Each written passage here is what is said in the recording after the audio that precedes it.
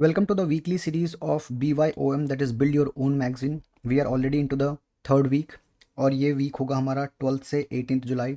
In this I cover PIB and different newspaper for you. और मैं हफ्ते में एक दिन आपको ऑल द इम्पॉर्टेंट कंटेंट देता हूँ ताकि आपको मंथ के एंड में किसी मंथली मैगजीन का वेट ना करना पड़े और पढ़ाई के लास्ट में PT 360 और PT 720 का वेट ना करना पड़े.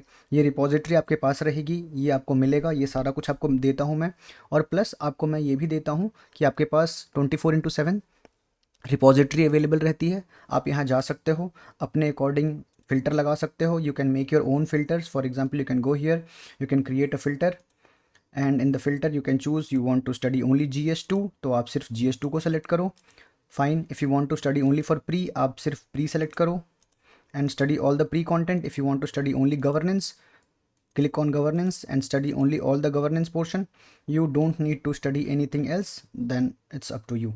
आप अपने अकॉर्डिंग फ़िल्टर लगाओ, अपने अकॉर्डिंग पढ़ो. It's all up to your choice. So I give you this और अपने हिसाब से आप उसको पढ़ सकते हो. एंड वीकली मैं आपसे मिलता हूँ और I cover all the current affairs which is ongoing or which has happened in the entire week. So now let's start.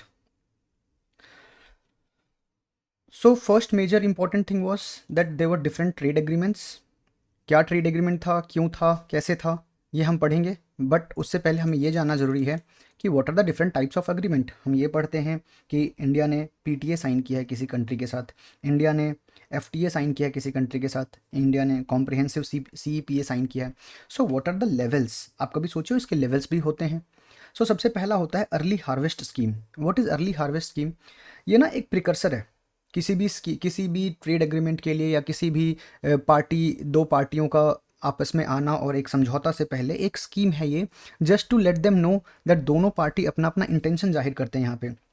This is not a formal type of agreement. बस ये extension है कि हाँ हम ये करना चाहते हैं. दोनों अपना अपना वो अभिव्यक्ति प्रकट करते हैं एक दूसरे के साथ. So different level of economic integration and partial cooperation. और पार्शियल कोऑपरेशन से लेके we are going moving towards complete integration of market, जिसको हम बोलते हैं common market.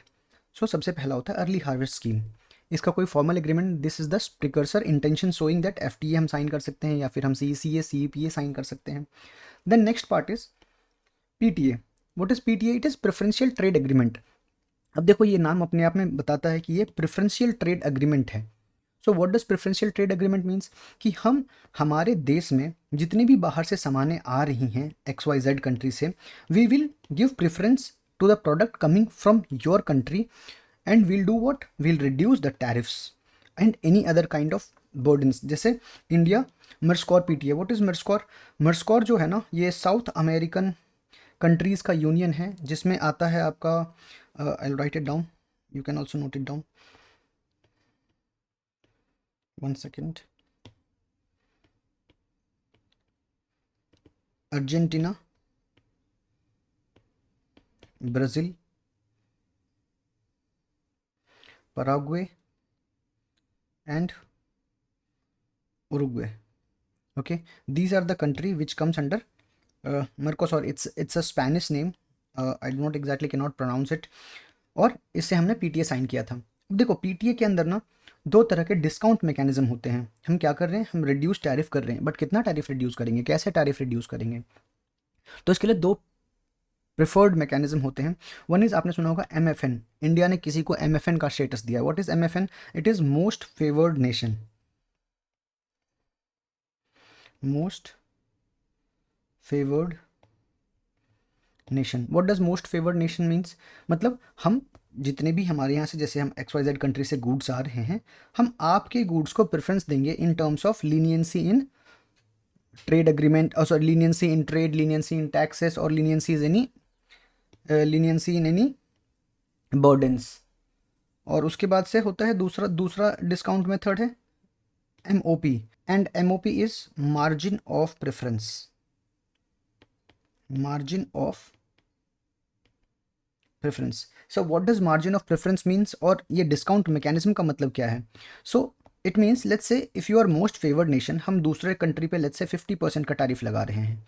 And since you are our most favoured nation, we are only applying 20% tariff on you. And अगर हम margin of preference देते हैं आपको, तो still there is a margin of, चलो डिस्काउंटेड रेट इन अंदर 10%. So it is not a free trade agreement, remember PTA is not a free trade agreement. तो इसमें पार्शियल तो होगा, there will be some partial charges, partial tariffs, but उसमें क्या है, partial में we have to base lines. M F N is base line, कि इससे कम नहीं कर सकते, मतलब इससे ज़्यादा नहीं कर सकते हैं, इट्स अ बेस लाइन. जब भी करेंगे इससे कम डिस्काउंट ही दे सकेंगे, इससे मतलब इससे ज़्यादा ही डिस्काउंट दे सकेंगे, मतलब इससे कम टैरिफ चार्ज करेंगे. फॉर एग्जाम्पल अगर ये 20% है तो हम ये 10% टैरिफ चार्ज कर सकते हैं. Just an example. Next comes free trade agreement. What is free trade agreement? Free trade agreement में हम ये कहते हैं कि हम रिड्यूस और कंप्लीटली एलिमिनेट करेंगे क्या, जितने भी हमारे क्रॉस बॉर्डर टैक्सेस हैं. फॉर एग्जांपल विच आर, कोई हो सकता है परसेंटेज टैरिफ हो सकता है नॉन टैरिफ बैरियर्स हो, that we are based on origin of country के आधार पे हम दे रहे हैं. जैसे for example India Sri Lanka free trade agreement. So our goods going from India to Sri Lanka and from Sri Lanka to India, any goods are coming, so it will be a reciprocal. जैसे MFN भी है ना, एमएफएन भी रेसिप्रोकल है. अगर हमने आपको एमएफएन का स्टेटस दिया है तो आप भी हमें एमएफएन का स्टेटस दोगे. ऐसा नहीं कि मैं सिर्फ आपको दे रहा हूँ और आप मुझे नहीं दे रहे हो. ये उस केस में होता है जो अंडर डेवलपिंग कंट्रीज होते हैं, उनके साथ होता है कि इट्स अ यूनिलैटरल, कि एक ही तरफ से मिलता है, दोनों तरफ से नहीं मिलता. ठीक है. सो फ्री ट्रेड एग्रीमेंट हो गया. समझ के फ्री ट्रेड एग्रीमेंट में क्या है. Free trade agreement comes after early scheme के बाद, हम अर्ली हार्वेस्ट स्कीम के बाद हम प्रेफरेंशियल ट्रेड एग्रीमेंट पे जाते हैं, फिर हम फ्री ट्रेड एग्रीमेंट पे जाते हैं.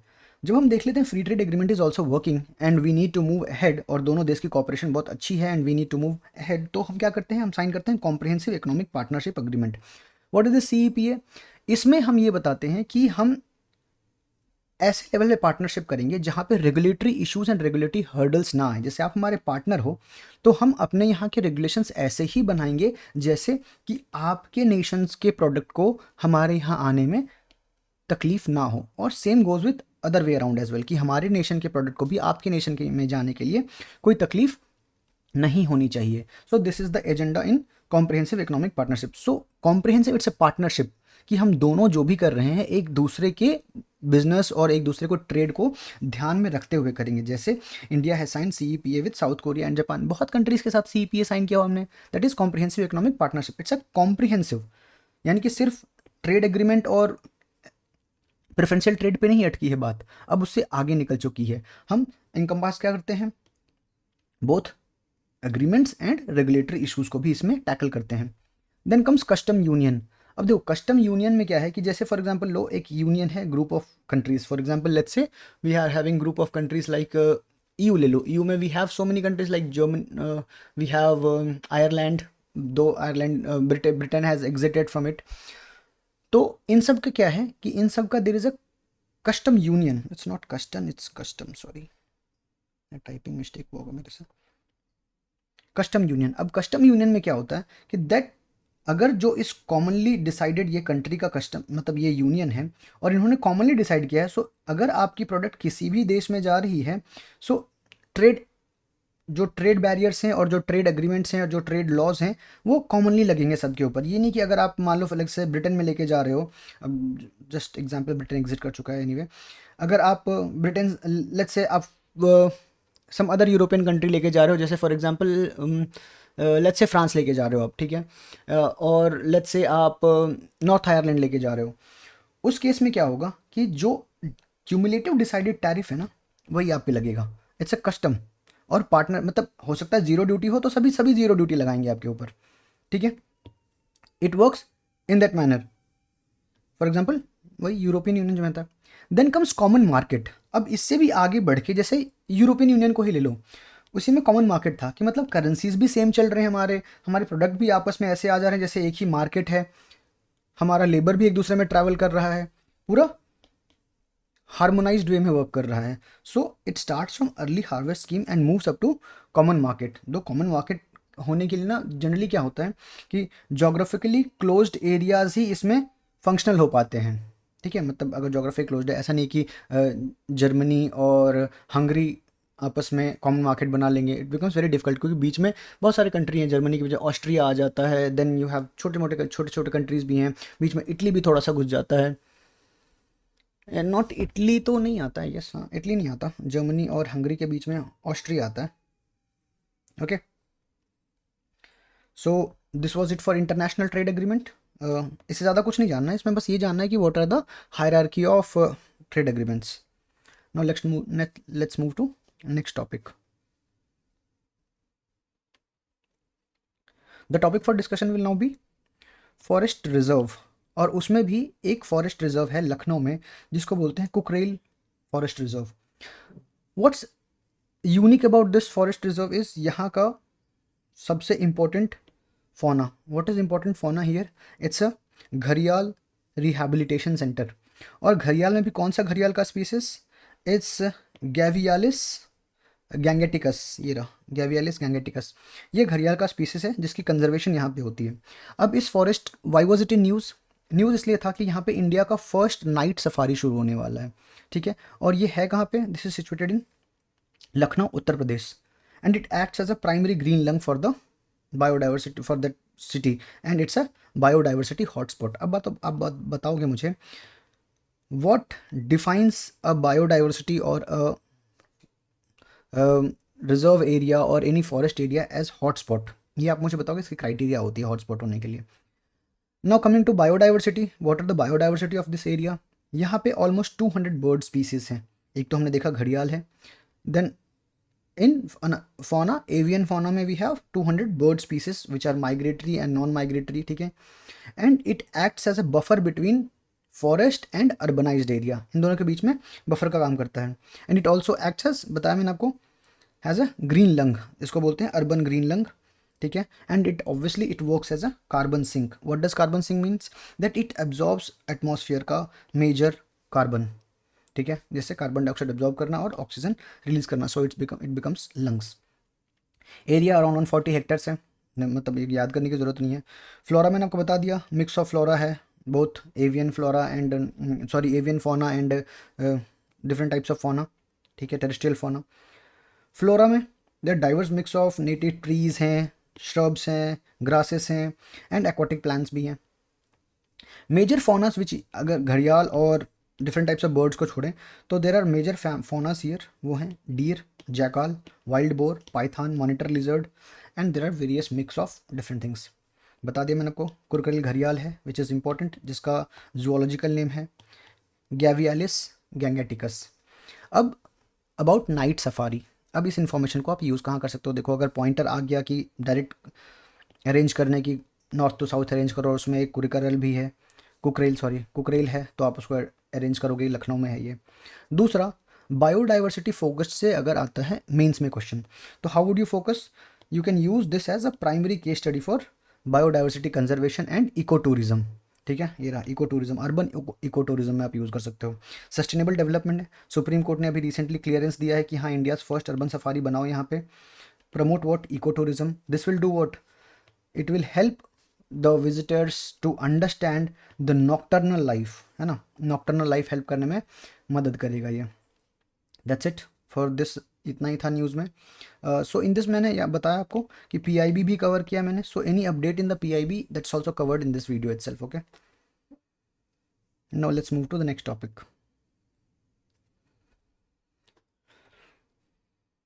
The topic for discussion now is one nation, one election. This becomes relevant to our GS2 governance का part, स्पेशली फॉर मेंस. दो प्री में इसका पॉइंटर्स वे में आ सकता है, क्वेश्चन पूछ सकता है कि बेनिफिट्स एंड ड्रॉबैक्स. मतलब again it won't be asked, बहुत बेसिक क्वेश्चन हो जाएगा, but it will come in section of GS2 in mains probably, chances high हैं. तो अब देखो, रिसेंटली ना high level committee led by our ex president honourable Ramnath Kovind ji, तो इन्होंने डेटा प्रेजेंट किया था finally. And the data aim towards one nation one election. So इनके कुछ प्रोज होंगे, कुछ कॉन्स होंगे. तो प्रपोज्ड कॉन्स्टिट्यूशनल चेंजेस क्या हैं? इसमें सबसे इंपॉर्टेंट है कि 129th कॉन्स्टिट्यूशनल अमेंडमेंट बिल होने वाला है. ये जब भी प्रेजेंट होगा, ये मतलब government is planning to do it. And it will introduce an article 82A. What is 82? 82 is of course delimitation. Then 82A will be for introducing one nation one election, and then it has to do changes with article 83 and 172. What are 83 and 172? बताओ आप मुझे. Think and write in the comment now.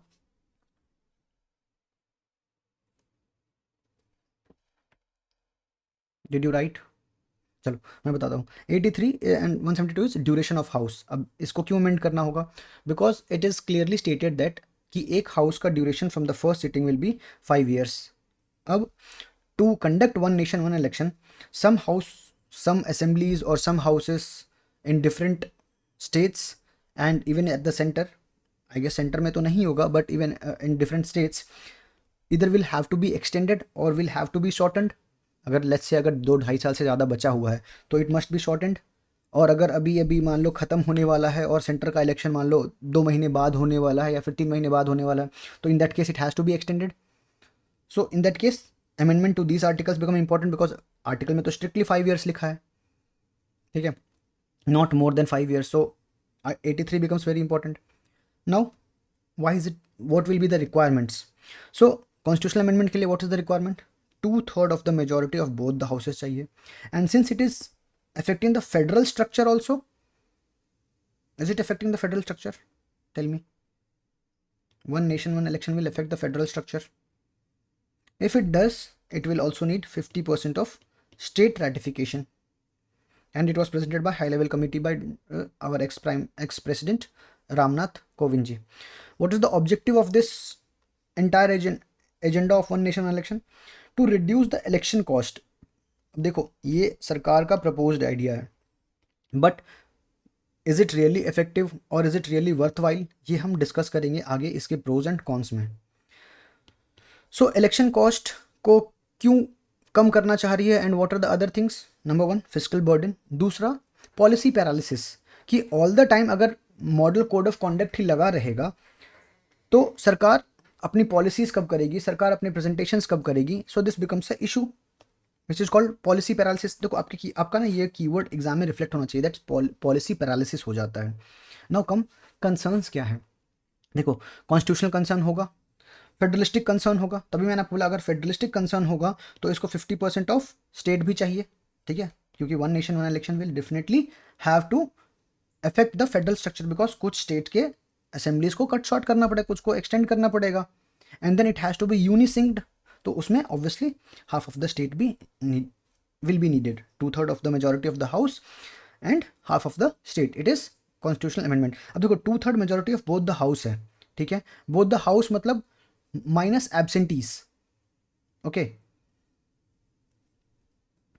But when it comes to impeachment of the president, याद रखना impeachment of president में even the absentees are counted, seats are counted, ठीक है, यहाँ पे क्या है, मेंबर्स, ठीक है। अब आगे देखते हैं इसका, कॉन्स्टिट्यूशनल कंसर्न होंगे, देन फेडरलिस्टिक कंसर्न होंगे, and other will be local government का भी कंसर्न होगा ना कि वो ग्रास रूट लेवल तक भी पहुंचाना है इसको, एंड देन गवर्नमेंट का क्लेम होगा कुछ, उसके क्रिटिक्स होंगे, and then there will be a better suggestion way forward.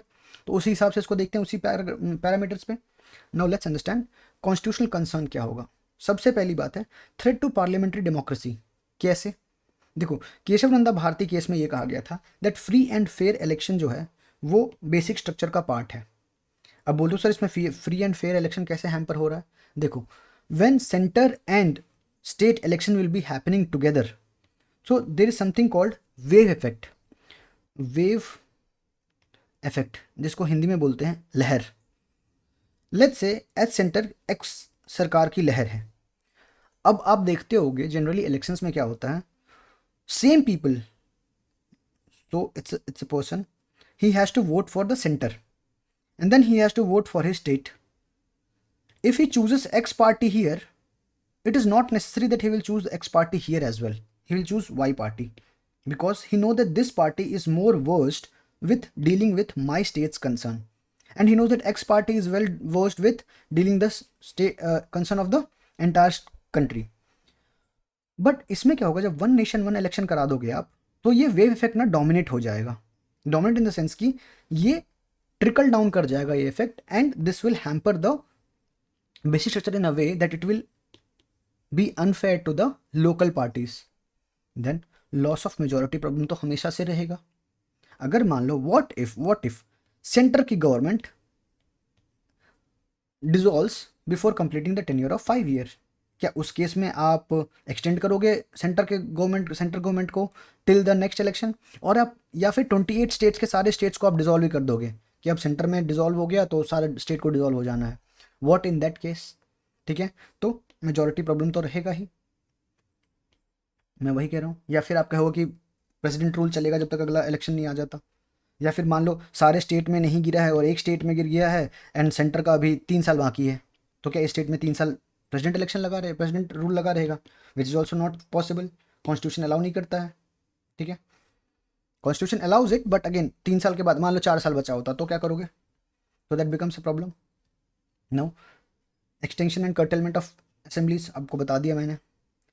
Now coming to federalistic concern क्या होगा, देखो वही वेव इफेक्ट है जो बेसिक स्ट्रक्चर की बात है कि it will be disadvantage to regional parties, ठीक है। नेशनल पार्टी के पास पैसा है, पावर है, फेम है, रिसोर्सेस हैं, it will what, it will suppress the regional party.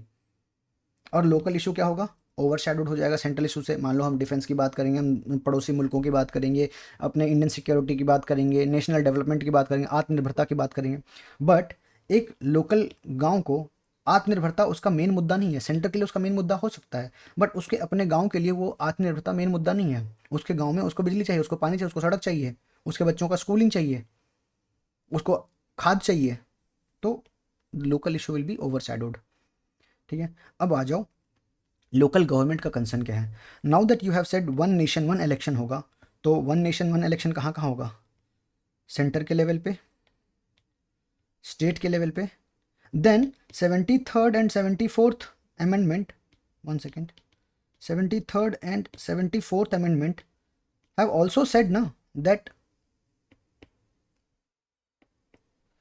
Urban local bodies and PRIs के भी इलेक्शन होने हैं। अब ये हर स्टेट में, हर पंचायत में तो अलग अलग, मतलब हर स्टेट में तो अलग अलग टाइम पे होता है। तो anyway the problem which you are trying to solve of policy paralysis वो तो एग्जिस्ट करेगा ही। ये policy paralysis is not going away, ये तो रहेगा ही स्टिल। अब वहाँ तक के गांव तक का चुनाव तो नहीं करा सकते एक साथ, फिर तो एकदम फाइनेंशियल एंड एडमिनिस्ट्रेशन हजार्ड हो जाएगा ये। तो election expenditure continues to happen, वो बर्डन बना रहेगा, बिकॉज उसको स्टेट इलेक्शन कमीशन डील कर रही होगी। एक तरफ से आप central state election commission of India deal करेगी, एक इलेक्शन को स्टेट कमीशन डील करेगी, तो कैसे पॉसिबल हो पाएगा ये, राइट। गवर्नमेंट ने क्या जस्टिफाई किया इसको करने के लिए, गवर्नमेंट ने कहा कि भाई कॉस्ट सेविंग होगा, it will reduce the policy paralysis, administrative burden को रिड्यूस करेगा, जो समय आपको बता चुका हूँ, एंड वो जो बचा पैसा होगा उसको हम इकॉनमिक ग्रोथ में लगाएंगे। बट जस्ट मैंने आपको कंसर्न भी बताया अभी कि भाई इकोनॉमिक इशू तो रहेगा ही, वो ऐसा नहीं है। And then what you are saying is कि इकोनॉमी ग्रोथ इससे इतने ही पैसे से ही बच जाएगा, but the point is economic growth के लिए अलग अलग फैक्टर्स भी इंपॉर्टेंट हैं। एंड कॉस्ट सेविंग जिसकी बात कर रहे हो आप, वो तो एक ओवर स्टेटमेंट है। इलेक्शन में 0.1% ऑफ द यूनियन बजट खर्चा होता है, तो इतना पैसा बचाने के चक्कर में आप क्या, मतलब ये पूरा बेसिक स्ट्रक्चर का बैंड बजा दोगे। So you will not disturb the basic structure just for this. So this is a critics opinion, and then there is a government justification as well.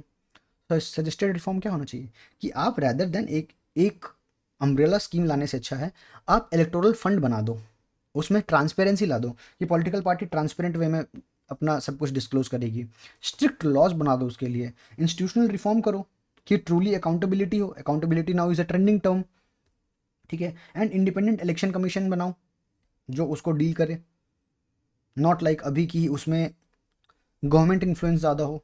So you get my point. So this was all about one nation one election, we have covered this in entirety mains के perspective से। इससे ज़्यादा इसमें कभी कुछ नहीं develop होगा, इसमें क्या होगा, एक स्कीम या एक नया डेटा जुड़ जाएगा, but this is holistic one nation and one election, okay.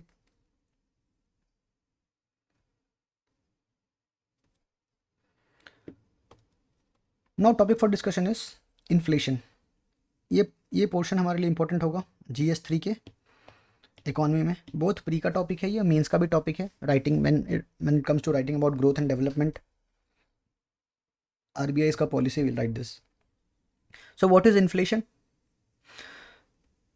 हम जानते हैं इन्फ्लेशन क्या है, increasing of the cost price, sorry increasing of the cost और द प्राइस, ठीक है। And inflation can be of various kind, demand pull inflation हो सकता है, depending upon the origin demand pull हो सकता है या कॉस्ट पुश हो सकता है, दोनों तरीके से हो सकता है। तो how price change happens in the economy is the studying of how price change is inflation, okay. अब इसमें डिफरेंट इंडेक्सेस होते हैं इन्फ्लेशन पढ़ने के। जैसे CPI है, WPI है, ठीक है। Then we study what is headline inflation, what is core inflation. अब CPI में भी अलग अलग पैरामीटर हैं, CPI रूरल है, CPI अर्बन है, CPI एग्रीकल्चर है, CPI रूरल लेबर है, एग्रीकल्चर लेबर है, CPI इंडस्ट्रियल वर्कर है। सो इनमें से देखना है कि सबका बेस ईयर क्या है, इसको कैलकुलेट कौन करता है, दैट्स इट। उससे ज़्यादा इसके डीप में नहीं जाना है, ठीक है।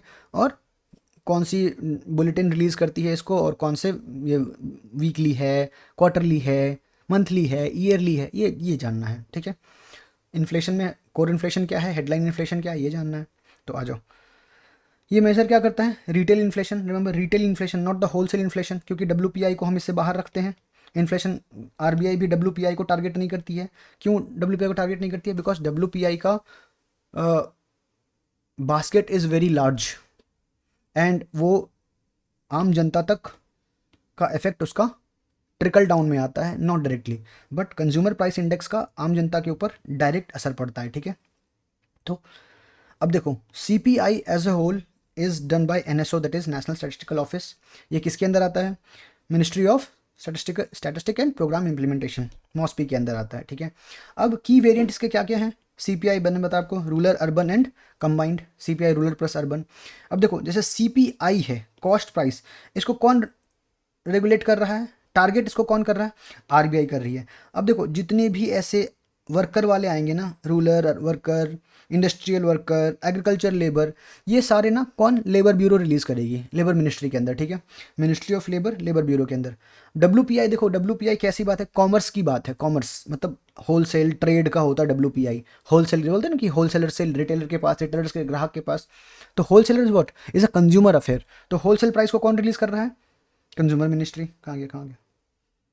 Economic affairs under ministry of commerce, sorry not consumer, commerce, ठीक है। तो कॉमर्स मिनिस्ट्री रिलीज करेगी इसको। And it measures what? It measures wholesale price, does not measure the consumer price, measure करता है होलसेल प्राइस। और ये प्रोड्यूसर लेवल पे है, ठीक है। क्यों? देखो, CPI में सर्विस भी आता है, क्योंकि हम सर्विस भी खरीद रहे हैं ना, बट WPI में सर्विस नहीं आता है, तो it does not include service. और इसका कंपाइलेशन कौन करता है? Department of promotion end of industry and internal trade, जिसको DPIIT बोलते हैं, और ये आता है अंदर कॉमर्स मिनिस्ट्री के अंदर। अब आ जाओ, इनके देखते हैं बेस ईयर्स। अभी रिसेंट में क्या हुआ है? रिसेंट में गवर्नमेंट ने बेस ईयर्स को चेंज किया है। क्या क्या था? पहले CPI का बेस ईयर हुआ करता 2011-12, गवर्नमेंट ने इसको 24 कर दिया। अब बेस ईयर इफेक्ट पढ़ेंगे जब हम इसको डिटेल में GDP पढ़ रहे होंगे तब, ठीक है। Then WPI wholesale price index को भी चेंज किया है, एंड उसी तरीके से GDP का भी बेस ईयर चेंज किया है। देखो, CPI का 2024 हो गया है, WPI का बेसिस 2022-23, ठीक है। अब बेस इफेक्ट हम ना इसको समझाने के लिए आपको बेस इफेक्ट और डिफ्लेटर क्या होता है, GDP डिफ्लेटर, ये मैं आपको दोनों एक साथ ऑब्वियसली क्लास में समझाऊंगा ही। Important data again GDP deflator. देखो, GDP डिफ्लेटर को ना एक मोटे तौर पे समझें, आम तौर पे, तो GDP डिफ्लेटर ये बताता है एक्चुअली में, जैसे बहुत एक मैं आपको वेग एग्जांपल से समझाता हूँ। लेट्स से मैंने इस साल 10 मिलियन ब्रेड बनाया, ठीक है, 10 मिलियन ब्रेड, और इसको मैंने ₹10 पर ब्रेड लोफ के हिसाब से बनाया। तो कितने मैंने? 10 मिलियन GDP हुआ मेरा, ठीक है, 10 मिलियन GDP। तो माई GDP of let's say year 2024 is 10 million. मैं 2025 में भी 10 million, sorry 1 million bread loaf बनाता हूँ, बट अब इसका प्राइस है ₹12। तो मेरी GDP कितनी हो गई इसके हिसाब से? GDP हो गई मेरी 12 मिलियन। अब now if it see this कि यहाँ 10 मिलियन था इन 2024 और यहाँ 12 मिलियन हो गया 2025 में, but we need to understand कि ये जो ग्रोथ ऑफ GDP हुआ है, this is not real growth. ये क्या था? This was inflation induced growth. तो हम इसको कैसे माइनस करेंगे कि भाई करंट प्राइस लो, 2000 जो डिफरेंस आता है 12 माइनस 10 अपॉन 10 इंटू 100, डिफ्लेटर निकल जाएगा। तो क्या निकलेगा? 2/10 into 100, so it will become 20%। Now we know that the growth of GDP whatever has happened, उसमें से 20% माइनस करेंगे तो ही मेरे को रियल GDP मिलेगा। सो अगर 20% रियल माइनस कर दे तो the growth of GDP is 0, क्योंकि 20% तो इन्फ्लेशन की वजह से हुआ है। ठीक है। अब इन्फ्लेशन में भी हम देखेंगे कि government has change the way we calculate inflation. उसमें क्या किया, डबल डिफ्लेशन यूज़ किया हमने। ये मैं आपको अभी यहाँ पढ़ाने बैठूंगा तो ये इकोनॉमी का क्लास बन जाएगा। Will deal with this in economy lecture, जो अभी अपकमिंग लेक्चर है हमारा, उसमें हम ग्रोथ एंड डेवलपमेंट में इस चीज़ को पढ़ेंगे। डन। देन अब देखो इसमें what is another important factor here. हाँ, the core inflation and headline inflation क्या होता है, ये आप मुझे कमेंट में लिख के बताओगे। Do your research and tell me. Obviously class में ऑब्वियसली मैं पढ़ाऊंगा, बार बार मैं क्लास में बोल रहा हूँ because obviously this proper lecture का है, इसको मैं हवा हवा हवा में ऊपर ऊपर नहीं पढ़ा सकता, ठीक है। आरबीआई क्या करती है, आरबीआई सीपीआई को टारगेट करती है, नॉट डब्ल्यूपीआई को। क्यों? क्योंकि कंज्यूमर डायरेक्टली रिलेटेड होता है सीपीआई से, ठीक है। इसी को यूज़ करते हैं आरबीआई अपने मंथली और क्वार्टरली डेटा असेसमेंट में कि वो अपना टारगेट मीट कर पाई या नहीं कर पाई। और स्वीट स्पॉट ऑफ इन्फ्लेशन क्या है, जैसे रिमेंबर फिलिप कर्व में क्या था कि अनएम्प्लॉयमेंट इज टू इन्फ्लेशन, एक स्वीट स्पॉट होता है जिसको कि गवर्नमेंट मेंटेन करना चाहती है, आरबीआई मेंटेन करना चाहती है। वो 4% पे होता है, ±2% हो सकता है, यानी कि 2 to 6% का रेंज होता है फॉर मेंटेनिंग द इन्फ्लेशन, जिसमें कि जीडीपी हेल्दी रहता है हमारा, ठीक है। That's it. इसमें और कुछ है नहीं जानने के लिए। सीपीआई का वेटेज ऑब्वियसली ज़्यादा होता है, डब्ल्यूपीआई का वेटेज कम होता है when it comes to consumer, ठीक है। So that's it for the inflation topic.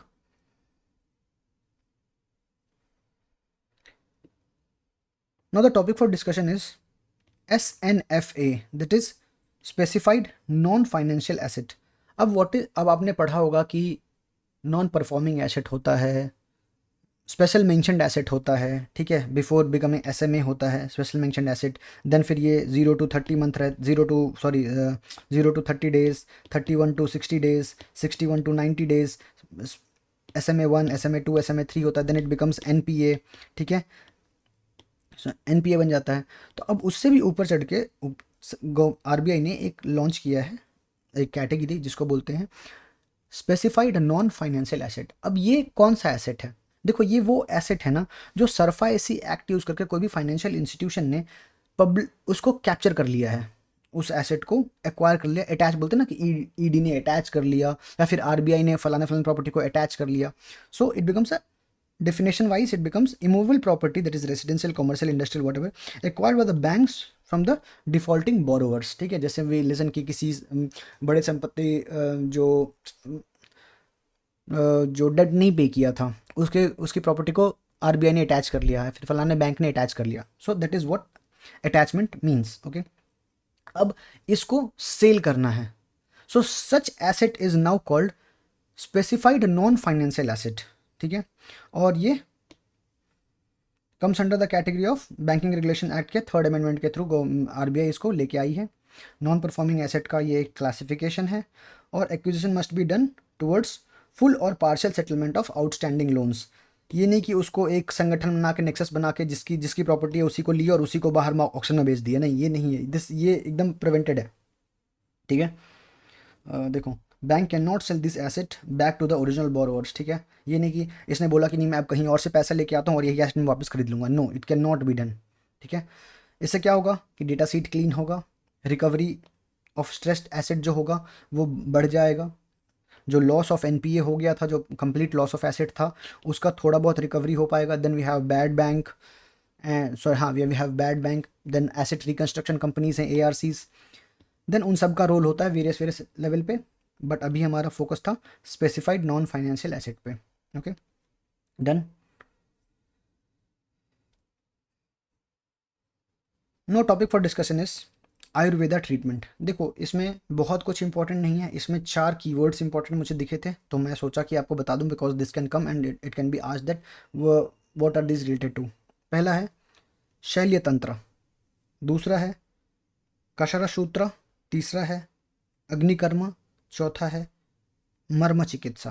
अब देखो शैल्य तंत्र क्या है, it's a branch of Ayurveda, वो सर्जिकल डीलिंग के साथ करता है, शैल्य शैल्य चिकित्सा जिसको बोलते हैं, शैल्य तंत्र, ठीक है।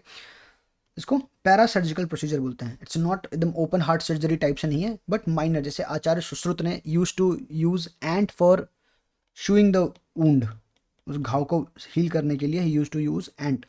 तो सुश्रुत को हम फादर ऑफ सर्जरी भी बोलते हैं, ठीक है। Sushruta Samhita we study it in our medical college also. And then दूसरा है कशरा सूत्रा।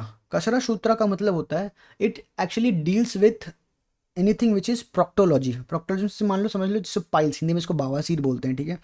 तो उनसे डील करने का एक मेडिकल थेरेपी है टू रिड्यूस और management of the proctological issues. दूसरा है अग्निकर्मा। अग्निकर्मा इज व्हाट? फायर।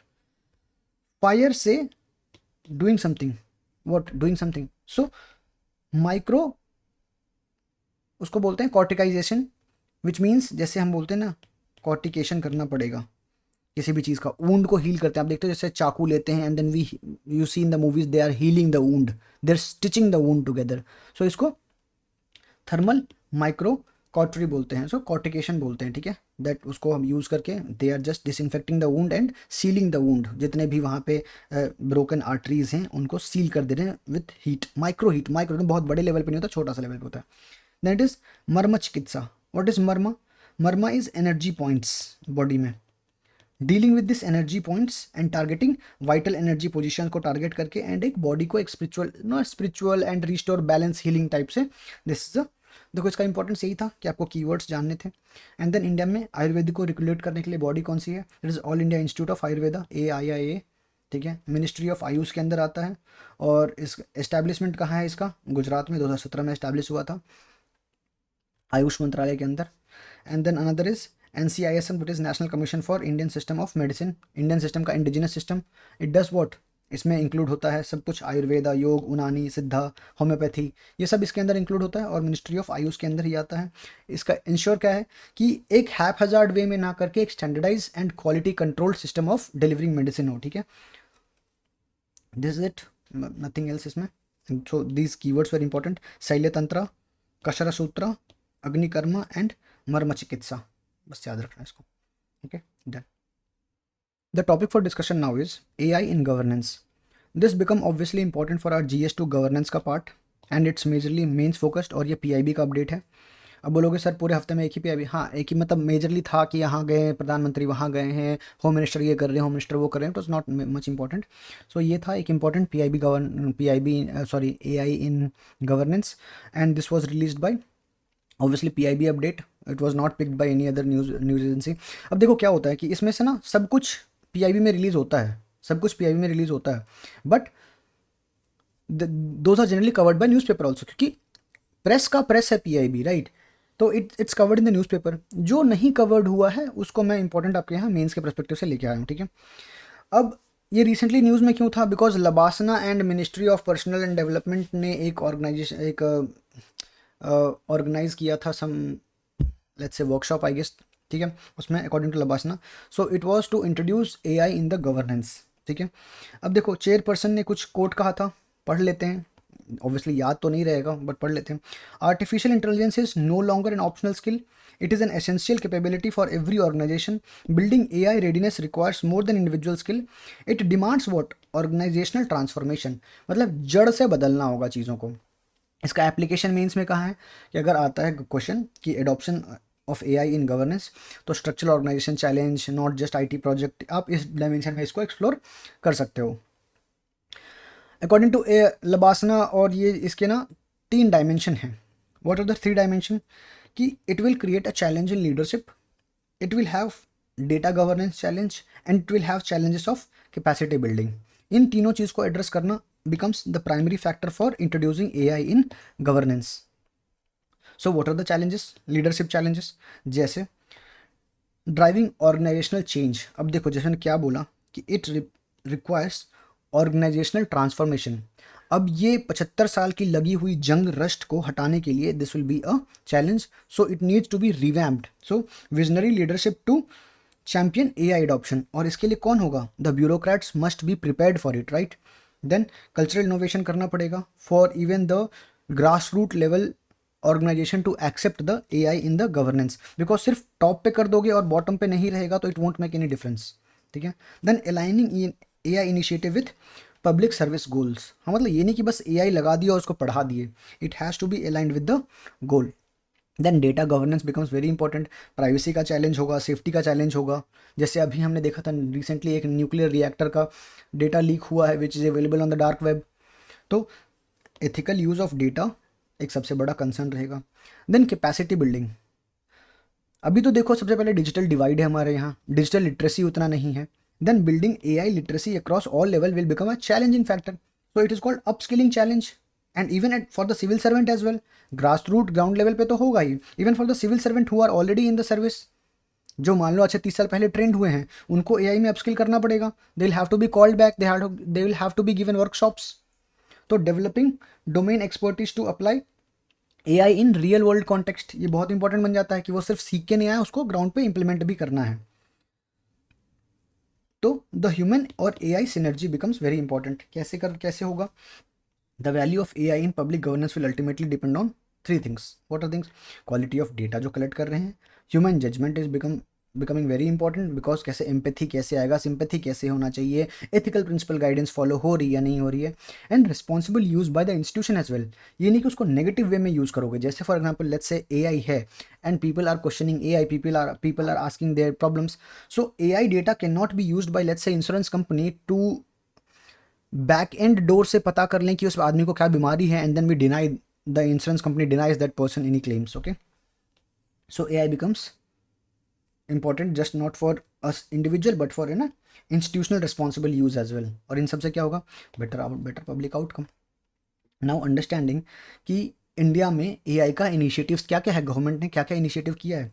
जैसे इंडिया AI मिशन गवर्नमेंट ने लॉन्च किया है, विकसित भारत बाय 2047 डिजिटल इंडिया, ठीक है। Then mission Karmayogi, capacity building के थ्रू, ठीक है। अब इनमें से क्या है? इनमें से it at every level government is trying to do what? To integrate the AI, to integrate the upcoming future tech into the governance. जैसे मिशन AI इंडिया के थ्रू क्या कर रही है? रोबस्ट AI इकोसिस्टम गवर्नमेंट बनाने की कोशिश कर रही है। To do what? To promote innovation, research and AI development. अब ना हमारा अपना मॉडल हो, we have Claude, we have chat GPT, we have open AI से chat GPT, we have Gemini, Google का Gemini, we have various XYZ, Perplexity है। तो we need something of our own, enhance access of and performance. This is what you will write in exam, right? कि create a model language or generative AI at the level of chat GPT, Gemini, Claude, etc etc. Then government has to support startups as well. सब कुछ government नहीं कर सकते, सब कुछ public sector में नहीं डाल सकते, कुछ प्राइवेट को भी देना पड़ेगा, delegated to private for them to develop it. And then what? And through AI mission government has to make sure that ethical and safe use is very. देखो अब जहाँ भी डेटा गवर्नेंस की बात आएगी, गवर्नेंस की बात आएगी, डेटा की बात आएगी, आप ये वर्ड यूज़ करना नहीं भूल सकते, that ethical, ensure ethical and safe use, responsible use बहुत इंपॉर्टेंट बन जाता है, ठीक है। देन विकसित Bharat 2047 mission, obviously digital India mission है। वहाँ पे क्या है? Digital maturity developed by 2047 country को होना है। AI driven governance improve what? Service delivery, efficiency, inclusion, transparency. These all things become very important. Then Digital India provides with infrastructure and backbone for the adoption, because हमने Digital India mission already start कर चुके हैं। And then our aim is to विकसित भारत 2047, ठीक है। And then mission Karmayogi. You tell me what is mission Karmayogi is. ये बहुत capacity building का है and it is for civil servants. You will tell me in the comment, 2 line में बताओगे कि what is mission Karmayogi. Now moving to next chapter, which is a very success story of our country.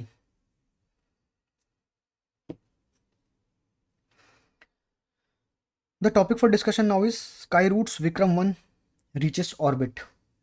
So what is Vikram 1? What is Skyroot?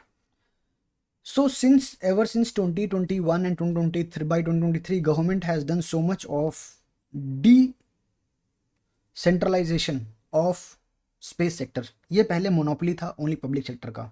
Now it government has done what? Government has open the service, the space sector.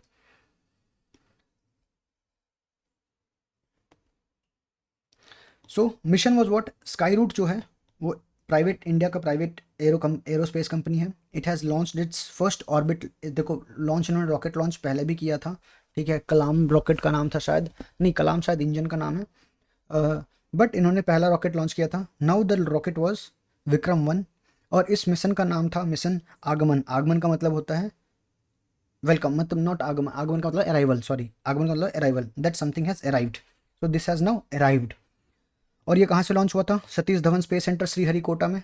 Where is Sriharikota? Andhra Pradesh. Okay, first time Indian private company जो है एक orbit launch कर रही है, ऐसा rocket to launch in the orbit. It's not the successful launch of a rocket, it's a successful orbital launch, that it has placed the satellite or placed the payload into the orbit around the earth. Target क्या था? Obviously 450 kilometre in the low earth orbit. मैंने आपको बताया था कि 20 kilometre 60 kilometre से लेके almost 25,000 kilometre तक, इट्स 2,000 किलोमीटर तक, sorry, it is low earth orbit. Achievement था, सक्सेसफुली प्लेस्ड इट, यस. अब एक बार पढ़ते हैं Vikram rocket. It's a 3 stage rocket. It uses SRBs, that is solid rocket boosters. ठीक है. हाइट 7 स्टोरी टॉल है, that is almost 70 feet. Payload 300 kgs low earth orbit में डाल सकता है. It can carry the payload, it's not the entire mass, it can carry 300 kgs into the orbit. ठीक है. It's a 3 stage launch vehicle, बता दिया 1, 2 and 3. And then this is a payload fairing. Payload fairing तो ये जेटसेंट हो जाता है and अंदर में पेलोड होता है इसके. स्पेस सेक्टर में क्या माइलस्टोन है? That India has become very few of the country in the world after US and China to have a private not commercial तो नहीं हुआ अभी तक, बट प्राइवेट व्हीकल है. Ultimately it will become commercial. अभी तो commercial नहीं है, it's just in testing phase, but ultimately become commercial. ठीक है. And it's a major step towards आत्मनिर्भरता, सेल्फ रिलायंस की तरफ. It's a first step in the space vision. And then it will do what? It will solidify India's space service. जैसे मान लो cab service, कि हाँ आपको अपना रॉकेट लॉन्च करना है, आपको अपना प्रोडक्ट लॉन्च करना है, हम हैं यहाँ पे, हम आपको लेके जाएंगे स्पेस में, आपके सामान को, आपके सैटेलाइट को हम लेके जाएंगे. सो it will be like a space cab service. और दुनिया में सब स्पेस एक्स हो जाए या ब्लू ऑरिजिन हो जाए, यही सब एम यही कर रही है. Even it was virgin galactic, it did not succeed, but it was the same thing. So that's it for this week's update. Thank you, and I'll be seeing you around in the next video. Economy का lecture अब आने वाला है आपका, आज से शुरू हो जाएगा. Thank you so much.